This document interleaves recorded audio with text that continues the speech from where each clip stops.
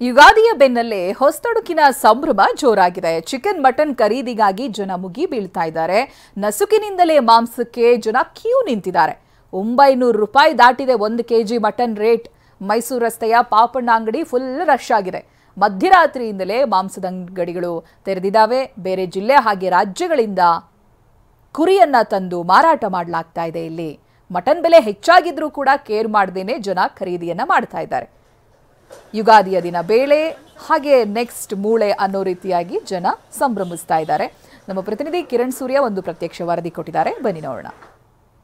ಇವತ್ತು ರಾಜ್ಯದಲ್ಲಿ ಯುಗಾದಿ ಹಬ್ಬದ ಹೊಸತಡುಕಿನ ಸಂಭ್ರಮ. ಆ ಸಂದರ್ಭದ ಹಿನ್ನೆಲೆಯಲ್ಲಿ ಈಗಾಗಲೇ ಕೂಡ ಮಾಂಸ ಪ್ರಿಯರು ಮಧ್ಯರಾತ್ರಿಯಿಂದಲೇ ಕೂಡ ಮಾಂಸವನ್ನು ಖರೀದಿ ಮಾಡಲಿಕ್ಕೆ ಮುಂದಾಗ್ತಿರುವಂಥದ್ದು. ಸದ್ಯ ನಾನು ಈಗಾಗಲೇ ಮೈಸೂರು ರಸ್ತೆಯಲ್ಲಿರುವಂತಹ ಪಾಪಣ್ಣ ಮಟನ್ ಸ್ಟಾಲ್ನ ಮುಂಭಾಗದಲ್ಲಿದ್ದೀನಿ.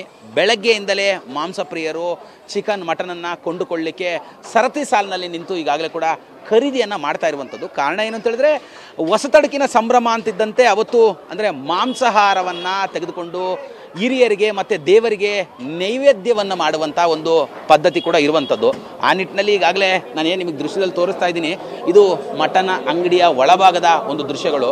ಸಾಕಷ್ಟು ಜನರು ಬೆಳಗ್ಗಿನಿಂದಲೇ ಅಂದರೆ ಸಾವಿರಾರು ಸಂಖ್ಯೆಯಲ್ಲಿ ಈಗಾಗಲೇ ಮಾಂಸವನ್ನು ಖರೀದಿ ಮಾಡಲಿಕ್ಕೆ ಮುಂದಾಗ್ತಿದೆ. ಅಂದರೆ ರಾಜಧಾನಿಯಲ್ಲಿ ಈಗಾಗಲೇ ಕೂಡ 800ರಿಂದ 900 ರೂಪಾಯಿವರೆಗೂ ಕೂಡ 1 ಕೆಜಿ ಮಾಂಸ ಮಾರಾಟವಾಗ್ತಿದೆ. ಅಂದರೆ ಪಾಪಣ್ಣ ಮಟನ್ ಸ್ಟಾಲ್ನಲ್ಲಿ 850ರಿಂದ 900 ರೂಪಾಯಿವರೆಗೂ ಕೂಡ ಮಟನ್ ಈಗಾಗಲೇ ಕೂಡ ಸೇಲ್ ಆಗ್ತಿರುವಂಥದ್ದು.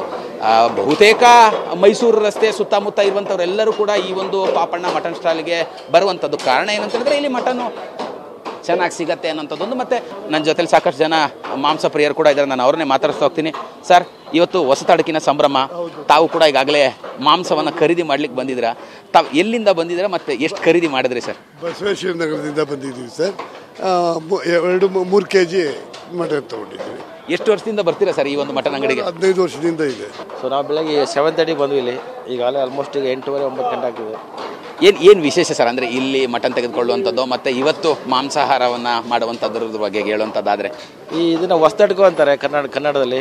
ಸೊ ಯುಗಾದಿ ಹಬ್ಬ ಆದಮೇಲೆ ಫಸ್ಟ್ ಮೊದಲನೇ ದಿವಸ 2ನೇ ದಿವಸ ಸ್ವೀಟ್ ತಿಂದಮೇಲೆ ಲಾಸ್ಟ್ ಖಾರ ತಿನ್ನಬೇಕು. ಫಸ್ಟ್ ಬೇಳೆ ನೆಕ್ಸ್ಟ್ ಡೇ ಕಾಲು ಅಂತ ಹೇಳ್ತಾರೆ. ಸೊ ಇಲ್ಲಿ ಮಟನ್ ತುಂಬ ಟೇಸ್ಟಾಗಿರುತ್ತೆ, ಅದಕ್ಕೆ ಪ್ರತಿ ಸರಿ ಇಲ್ಲೇ ಬರ್ತೀವಿ ನಾವು. ಇವಿಷ್ಟು ಕೂಡ ಮಾಂಸದ ಅಂಗಡಿಯಲ್ಲಿ ಮಾಂಸವನ್ನು ಖರೀದಿ ಮಾಡಲಿಕ್ಕೆ ಬಂದಂತಹ ಗ್ರಾಹಕರು ಹೇಳ್ತಿರುವಂಥ ಮಾತು. ಕ್ಯಾಮ್ರಾ ಪರ್ಸನ್ ರಮೇಶ್ ಜೊತೆ ಕಿರಣ್ ಸೂರ್ಯ, TV9 ಬೆಂಗಳೂರು.